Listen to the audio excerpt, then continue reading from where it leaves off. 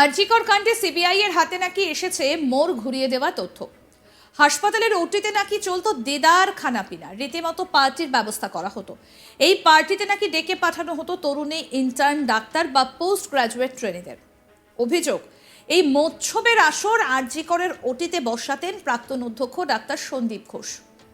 সূত্রের খবর, অভয়া নাকি ওটিতে এই ধরনের পার্টির ভিডিও তার মোবাইলে গোপনে রেকর্ড করেছিলেন। কিন্তু গোপনে ভিডিও করলেও কোনোভাবে অভয়ার রেকর্ড করা ঘটনাটা জেনে ফেলেন সন্দীপ ঘোষ। আর এরপর থেকেই অভয়াকে নাকি তার মোবাইল থেকে ওই ক্লিপগুলো ডিলিট করে ফেলার জন্য চাপ দেওয়া হচ্ছিল। এই ভিডিওগুলো ডিলিট না করলে এর পরিণাম ভালো হবে না বলেও হুঁশিয়ারি দেওয়া হয় অভয়াকে।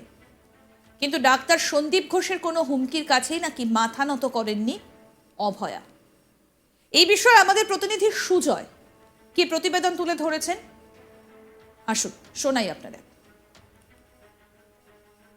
আরজিকর হাসপাতালের প্রাক্তনী এবং তিনি আরজিকর হাসপাতালেও দীর্ঘদিন তিনি পড়াশোনা করেছেন এবং আরজিকর হাসপাতালের যে সমস্ত বিষয় তিনি কিন্তু জানেন।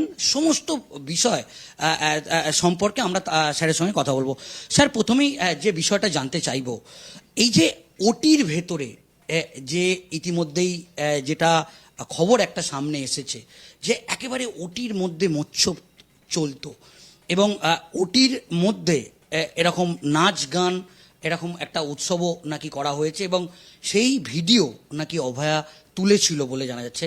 এই বিষয়টা যদি আপনি বলেন, কি আদেও কি আরজিকর হাসপাতালের ওটি, নিশ্চয়ই আপনি আরজিকর হাসপাতাল ওটি সম্পর্কে অবহিত, যদি একটুখানি বলেন। দেখুন, প্রথম কথা বলি যে এই বিষয়টা যেহেতু একটা সিবিআই ইনভেস্টিগেশনের মধ্যে সুপ্রিম কোর্টের নজরদারিতে চলছে, তো এই অভয়া বলুন বা তিলোত্তমার বিষয়ে মানে কোনো এক্সপার্ট কমেন্ট বা কোনো জাজমেন্ট দেওয়ার জায়গায় আমি নেই। আপনাদের কোশ্চেনে আমি একজন সাধারণ দর্শক হিসেবে, যেগুলো আমরা মিডিয়াতে পড়ি, বা পাঠক, অথবা বলতে পারেন একজন চিকিৎসক হিসেবে, এবং সর্বোপরি যেহেতু আরজিকরের সঙ্গে আমার বহুদিনের যোগাযোগ, এখন হয়তো অতটা যাওয়া হয় না, কিন্তু আগে তো আমারই কলেজ ছিল, আমি সেখানে যাতায়াত করতাম, সেই বিষয়ে কিছু চিন্তা ভাবনা শেয়ার করতে পারি। এটাকে কোনোভাবেই কোনো এক্সপার্ট জাজমেন্ট হিসেবে নেওয়ার জায়গা নেই। প্রথম কথা, এই নিউজটা দেখে আমারও একটু অদ্ভুতই লেগেছে। প্রথম কথা হচ্ছে, ওটি ব্যাপারটা সম্পর্কে সাধারণ দর্শক বা সাধারণ মানুষের মধ্যে একরকম ধারণা থাকে যে ওই সিনেমায় যেমন দেখায় অপারেশন থিয়েটার, লাল আলো জ্বললো, ডাক্তারবাবু বেরিয়ে এলেন গম্ভীর। ঠিক এখন অপারেশন থিয়েটারগুলো ওরকম তো নয়, একটা ওটি কমপ্লেক্স থাকে। সেটা যেমন একটা 24 ঘন্টার কর্মক্ষেত্র, যেমন এমার্জেন্সি রাত ওটি মিডনাইটেও হতে পারে, 24 আওয়ার্স একটা বড় সরকারি মেডিকেল কলেজে রাউন্ড দ্য ক্লক ওটিতে ডিউটি থাকে। হ্যাঁ, কিছু শিডিউল ওটিতে রাত্রে কেস হয় না, এমার্জেন্সি ওটিতে হয়, কিন্তু ওটির সেট আপটা করা থাকে যে কোনো সময় আমরা ব্যবহার করতে পারি।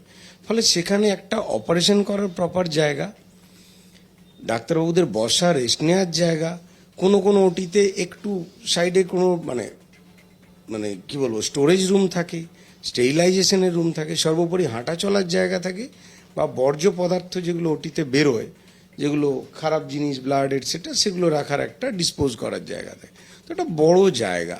তো সেখানে সকাল 8টা থেকে রাত 8টা 10টা অবধি যদি অপারেশন হয়, অনেক সময় বড় অপারেশন হলে তো হয়ই, তখন আমাদের বসার জায়গা থেকে আমরা গল্পগুজব করি, দুটো অপারেশনের মাঝে চা খাওয়া দাওয়া হয়, কখনো লাঞ্চও খাওয়া হয়, কিন্তু সেগুলো জায়গা আছে, সেগুলো অবশ্যই ওটির মধ্যে যেখানে অপারেশন হচ্ছে সেখানে নয়, মানে যাতে কারো কোনো অসুবিধে না হয়। খিদে পেলে খাবে কি?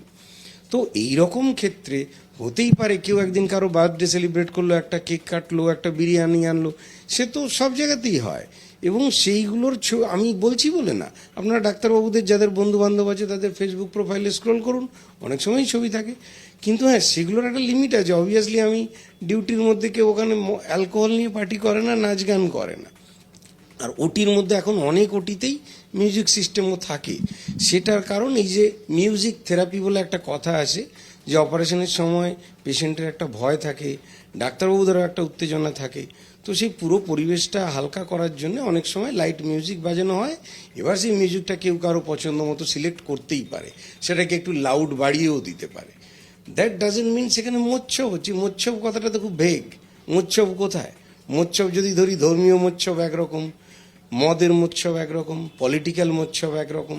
তো মোৎসবটা ইজ আ ভেগ টার্ম। তো তার ফলে ওটিতে কেউ খাওয়া দাওয়া করলো, কেউ কথা বললো, কেউ একটা কেক কাটলো, সেটাকে যদি পার্টি ধরেন সেটা তো অনেক সময়ই হতে পারে। যখন অন ডিউটিরত ডক্টররা থাকেন বা ওটিতে এই রকম ভাবে কি অ্যালকোহল আনা যায়, যদি একটু বলেন। দেখুন, অন ডিউটি অবস্থায় কোনো প্রফেশনেই আপনি আপনার রিপোর্টার হিসেবে আপনি যখন ডিউটিতে আছেন, আপনি কি অ্যালকোহল খেতে পারেন? একজন পুলিশ কি খেতে পারে?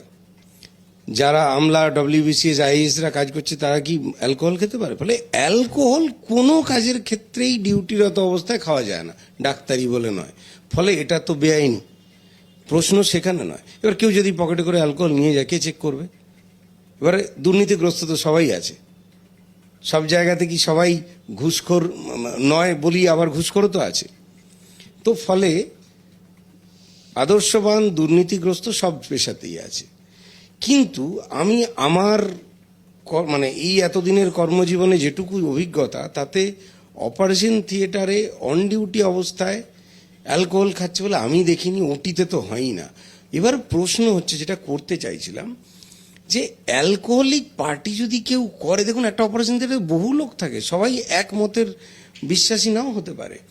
যে অ্যালকোহল আমি 5 জন খেতে চাই, সেখানে 15 জন লোক থাকে, জিডি গ্রুপ ডি স্টাফ থাকে, সিস্টার থাকে, তারা কি অ্যালকোহল খাবে? পার্টি তো সবাই করবে না। ওটিতে ঝাড়মোছ করার লোকও তো থাকে, তারা কি সবাই মিলে পার্টি করবে? এবার প্রশ্ন হচ্ছে, তাহলে যদি একটা গ্রুপ অফ পিপলের অ্যালকোহল খাওয়ার ইচ্ছে থাকে, ওয়াই ওটি?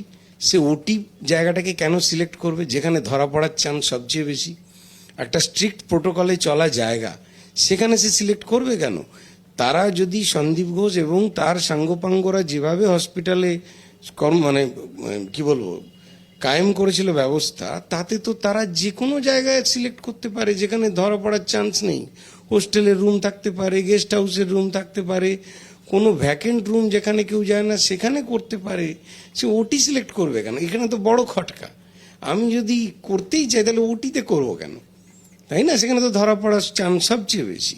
এবং সবচেয়ে বড় কথা, যে এই যেমন বর্ধমান মেডিকেল কলেজে 3টে নাকি গেস্ট হাউস বুকিং ছিল অভিক দে এবং তাদের সাঙ্গপাঙ্গদের জন্য, তো সেরকমও ব্যবস্থা করতে পারতো। ওনার কথাতেই তো সব হতো আরজি করে। তো তাহলে ওটি কেন সিলেক্ট করবে? সেখানে তো ধরা পড়বে সবচেয়ে আগে। আর দ্বিতীয় প্রশ্ন, যদি এই যে এরকম কেউ পার্টি করে, তাহলে আর কেউ ছবি তোলেনি? শুধু ওনার একজনেরই মোবাইল ছিল? তাহলে এমন অনেক সিস্টারও তো ছবি তুলতে পারতো, গ্রুপ ডি স্টাফও ছবি তুলতে পারতো, তারাও তো ছিল। তাদের কি মোবাইল নেই নাকি? মোবাইল সার্চ করে সবাইকে বাইরে জমা দিয়ে ওটিতে ঢুকতে হয়, সেরকম তো নিয়ম নেই। তাহলে তারাও তুলতে পারতো। তাহলে একজনকেই কেন টার্গেট করা হলো? তার মানে ব্যাপারটা ঠিক দাঁড়াচ্ছে না। আরো আপডেট পেতে দেখতে থাকুন আজ তক বাংলার ইউটিউব চ্যানেল, সাবস্ক্রাইব করুন।